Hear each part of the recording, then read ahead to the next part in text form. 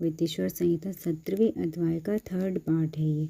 वे सदा ध्यान रूपी धर्म में ही स्थित रहते हैं और सदा सब पर अनुग्रह किया करते हैं। वे स्वात्मा राम हैं और समाधि रूपी आसन पर आसीन और सुशोभित होते हैं। कर्म एवं ध्यान आदि का अनुष्ठान करने से क्रमशः साधन पथ में आगे बढ़ने पर उनका दर्शन साध्य होता है। नित्य नैमित्तिक आदि कर्मों द्वारा देवताओं का यजन करने से भगवान शिव के समाराधन कर्म में मन लगता है। क्रिया आदि जो शिव संबंधी कर्म है उनके द्वारा शिव ज्ञान सिद्ध करें।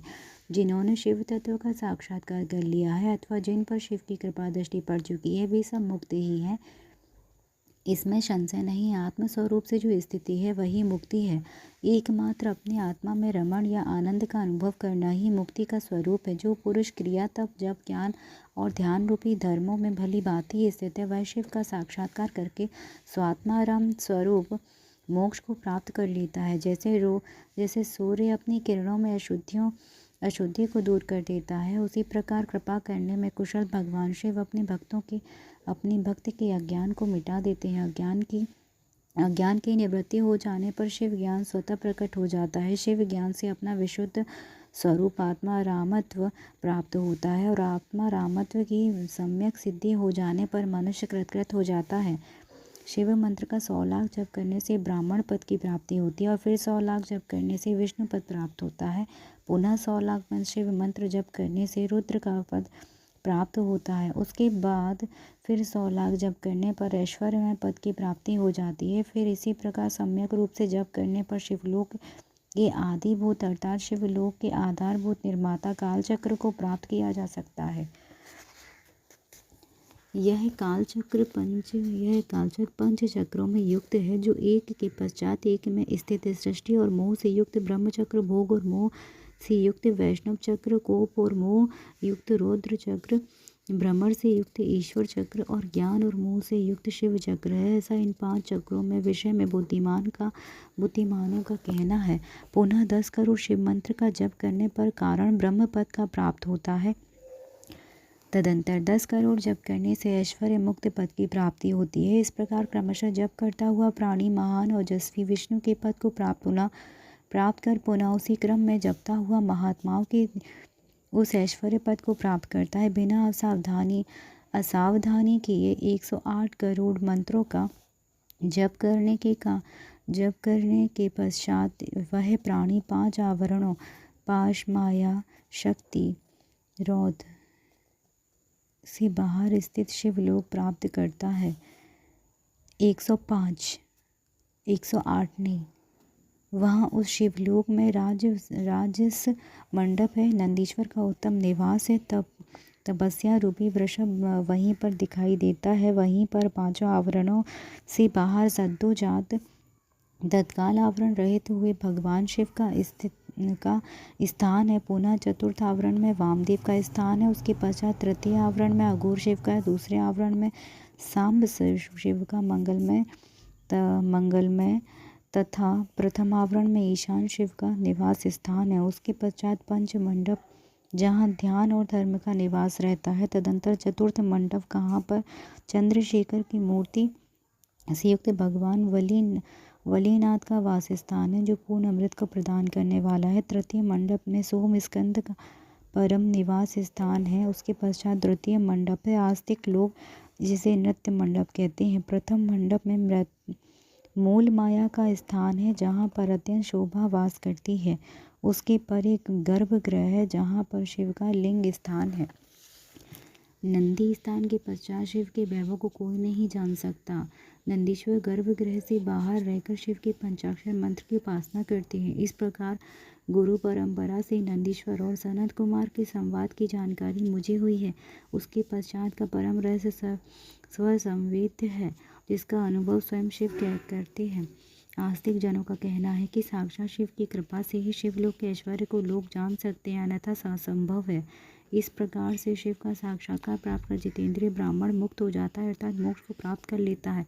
अब मैं क्षत्रिय आदि वर्णों के विषय में कहूँगा, उसे आदरपूर्वक आप सब सुनिए। यदि ब्राह्मण को आयु प्राप्त करने की इच्छा है तो उसे गुरु के द्वारा बताए हुए उपदेश के अनुसार इस शिव की पंचाक्षर मंत्र का विधि पूर्वक 5 लाख जप करना चाहिए। यदि स्त्री स्त्रीत्व अर्थात स्त्री योनि से मुक्त होना चाहती है तो वह भी 5 लाख पंचाक्षर मंत्रों का जप करे। उन मंत्रों के प्रभाव से पुरुष का जन्म लेकर वह क्रमशः मुक्त हो जाती है। क्षत्रिय 5 लाख मंत्रों का जप करके क्षत्रियत्व को दूर कर लेता है, अर्थात क्षत्रिय वर्ण में रहने वाले गुणों से वह मुक्त हो जाता है। तदंतर पुनः 5 लाख मंत्रों का जप करने पर वह ब्राह्मण हो जाता है। फिर उतने ही मंत्रों का जप करने से मंत्र सिद्धि प्राप्त हो जाती है। तत्पश्चात उसी क्रम से 5 लाख मंत्रों का जप करने पर वह मनुष्य मुक्त हो जाता है। वैश्य 5 लक्ष्य मंत्रों का जप करने से वैश्यत्व गुण का परित्याग कर देता है। पुनः 5 लक्ष्य मंत्र का जप करने पर मंत्र क्षत्रिय कहलाने का अधिकारी हो जाता है। उसके बाद 5 लाख मंत्रों का जप करने से क्षत्रियत्व को दूर कर देता है। तदंतर 5 लाख पंचलक्षण मंत्र का जप करने से मंत्र ब्राह्मण कहलाने का अधिकारी हो जाता है। इसी प्रकार शूद्र भी मंत्र के अंत में नमः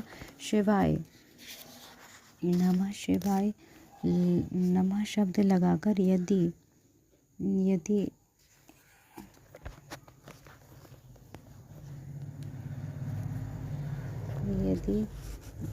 25 लाख मंत्रों का जप करता है तो वह शूद्र मंत्र विप्रत्व को प्राप्त द्विज ब्राह्मण हो जाता है, चाहे स्त्री हो अथवा पुरुष, ब्राह्मण हो या अन्य कोई भी वर्ण हो। पंचाक्षर मंत्र का जप करने से सभी शुद्ध हो जाते हैं। जो कामना पूर्ति के लिए आतुर है उसे चाहिए कि वह नमः को आदि अंत में लगाकर शिव मंत्र का सदैव जप करता रहे। स्त्रियों तथा शूद्रों के लिए मंत्र जप का जैसा स्वरूप कहा गया है उसी के अनुसार गुरु को चाहिए कि वह उन्हें निर्देश दे। साधक को चाहिए कि वह 5 लाख जप करने के पश्चात भगवान शिव की प्रसन्नता के लिए महाअभिषेक एवं नैवेद्य निवेदन करके शिव भक्तों का पूजन करे। शिव भक्त की पूजा से भगवान शिव बहुत प्रसन्न होते हैं। शिव और उनके भक्त में कोई भेद नहीं है, वह साक्षात शिव स्वरूप ही है। शिव स्वरूप मंत्र को धारण करके वह शिव ही हो जाता है।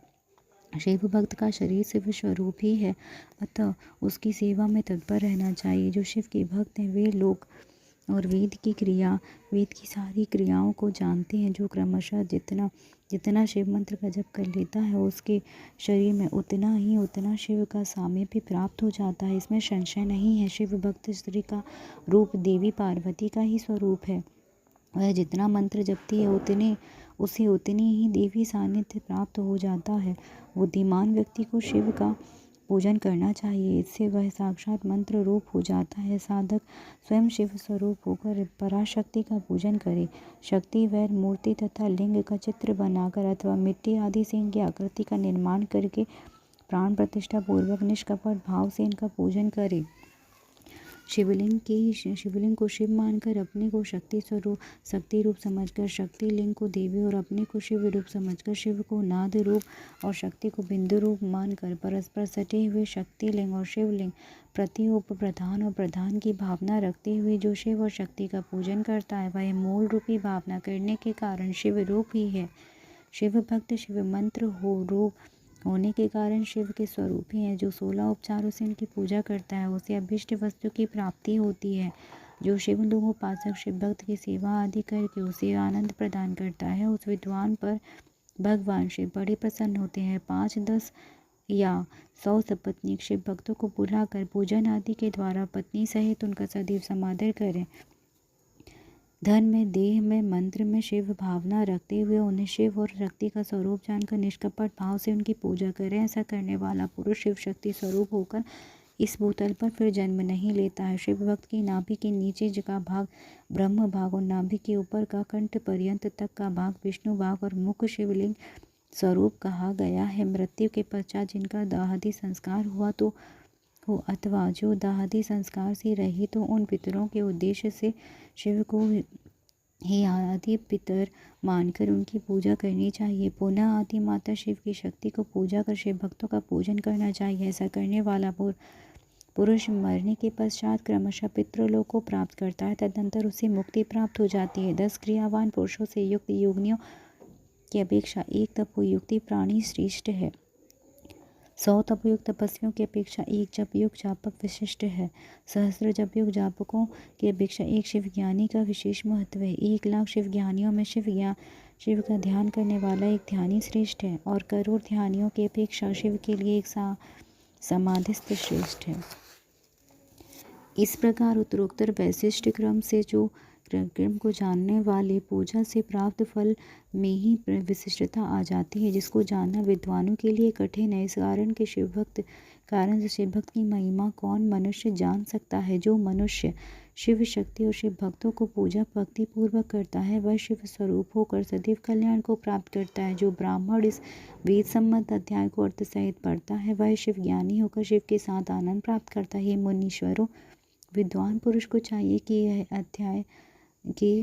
यह अध्याय वह शिव भक्तों को सुनाए।